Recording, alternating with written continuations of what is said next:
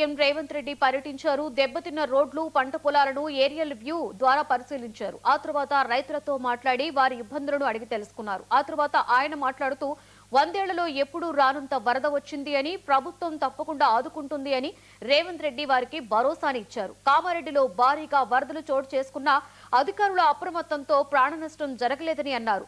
తనకు కొడంగల్ ఎలాగో కామారెడ్డి కూడా అలాగే అని తెలియజేశారు. వరదల నియంత్రణకు అధికారులతో కలిసి శాశ్వత పరిష్కారం వైపు అడుగులు వేస్తున్నామని పేర్కొన్నారు సీఎం.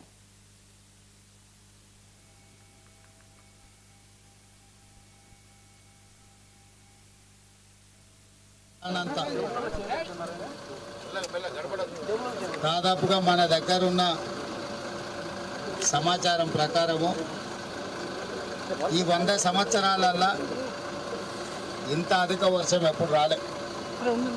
ఈ సందర్భంలో ప్రభుత్వం చేయగలిగిన సహకారమే కాదు, మీ స్థానిక శాసనసభ్యుడు మిత్రుడు మదన్ మోహన్ రావు గారు మీ కష్టం ఉన్నన్ని రోజులు మీతోనే ఉండి రాత్రి పగళ్ళు పనిచేసి మిమ్మల్ని ప్రాణ నష్టము, ఆస్తి నష్టం జరగకుండా మీకు ఒక మనోధైర్యాన్ని ఇచ్చి వారు మిమ్మల్ని కాపాడుకున్నారు. అందుకే అధికారులకు, ముఖ్యంగా కలెక్టర్లకు, ఇరిగేషన్ అధికారులకు, ఆర్ఎండ్బి అండ్ పంచాయతీరాజ్ అధికారులకు, వ్యవసాయ శాఖ అధికారులందరూ కూడా నేను సూచన చేసిన, శాశ్వతంగా ఈ సమస్యల పరిష్కారం కోసం అంచనాలను ప్రిపేర్ చేయండి.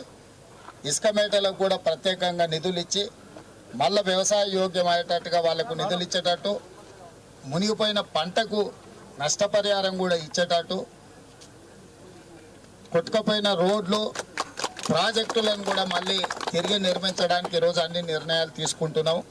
ఇప్పుడు ఇక్కడ నుంచి వెళ్ళిన తర్వాత ఇంకా కొన్ని ప్రాంతాలను పర్సనల్గా చూసి కలెక్టర్లను అందరినీ అందరు అధికారులతో మాట్లాడి